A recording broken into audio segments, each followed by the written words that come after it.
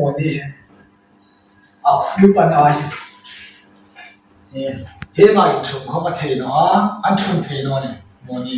a khu pana chan lam suk lam tum non ko har sa ti naki dami ti ti khoman na pathiani amari nei ma tu hai ta ning chun a hun le hun hin a che ta kan ya ro pi ka ti na an pa ta ne hiya khu bi ai khata hi chun among tam hi itin komi anape ka kunha sai ti ni o kun ham sa ti bak ne lo thung hai khom har in chung khom har sa ti a kun khom har sa ti le hi among tam ya anape ka chu chu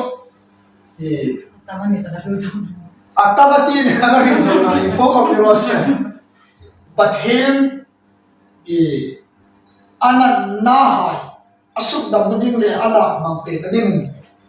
ana ngai ta no na ding an pathim ko ma thong cha na ka ne pe ding na mi ka thei no ta he una no mo ni ta ne thong cha na ka ne ding na lalpa yin man el pathin tu sin tho sin la kharao thing kim tho thing tir ko thil thoi bu khat chang re ka ne na niselam kharao thing mu thum ba chu thil tho thei la ne ti thu kan vaisa ni man e na ru mo ni ko hai among tam na hai a khum na nai tu them ma i kharao thil tho thei lan thei ni chen tu na zati so ni ka thong chai ko ha hem pe ro a ko hem pe ro la li so min hem chang pe ro hi a ko ma mok tam thai na le kharao ni ne a he pe ka te ama chami telem taro lalpan anak na sim thape kan hem pe ro kharao thing lali so min i ko ha chu cham pe ro se he ni lo pe ro se lali so min su damin ro se isai dum so ma pare cham so pa ya nam chu sim la sim thatu miu na ni ma la pu sim thatu ti che ti thu kan huwa sim thatu i man e kan la i dum le lo thu kan chu che i na no mo ni na na i sim thazima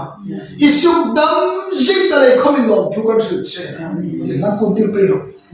atha ai pa mar pe ro among tam tha ai pa mar pe ro lali so min lali so min lali so min lali so min lali so min hi among tam tha hai atha hai among tam tha hai khara bi ne anamut mut laka hi bong tam tha hi lai tha na tu ha chu si le ni te chu lo khi tu bong ni te chu anan na ta so tuin pa the ni asem I tilla tha che de da matia tha me the mai ro me the mai chung dam chanel the hallelujah lalpa akhoni titale nge tir cham hallelujah akhu sim ta bole akhu khem na bole akhu khu sim tha pe ye ang heri akhu bi aru hi lo da la ka ne a her pe ka ne lalpa ni akhu ru lam el thai sim tha pe ka ne ye an buk tha pe ka ne khu ru ye akhu bi pathian buk tha pe ka ne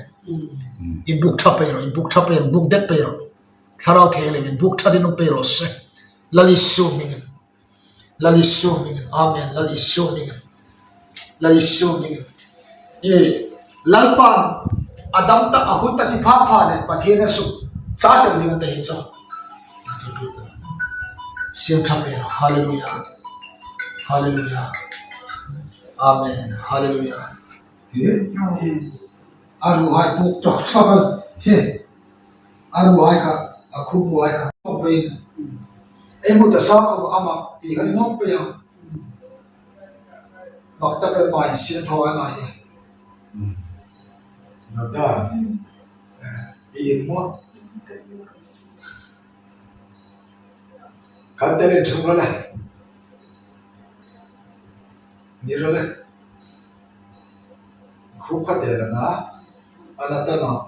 nake khan anthuma khu pana tu chu khu pana dano ne so ei pathian ro pin cham ro se na khu pathian sim to be ka no ame beta na anatana khe baro tu lom de lalpan ropin ang sang rose. Abang ropin. Email ko matasal salan. Ang dami na yan.ก็ที่ทำให้เราดูว่าจะที่เราโอ้บางทีเราตั้งตัวว่าอันที่เราก็ Sudah. จะกับผู้ปฏิบัติที่เรามีเดียเป็นเราโมยเห็นไอ้อินเดียทุ่มโมลาของโมยรีดีเรามีเดียมันจะทุกๆวันนี้เราจะเด็ดตุ้มเราของอุ้งเทมันจะโมยในเดียจะเป็นจะว่าตั้งกับ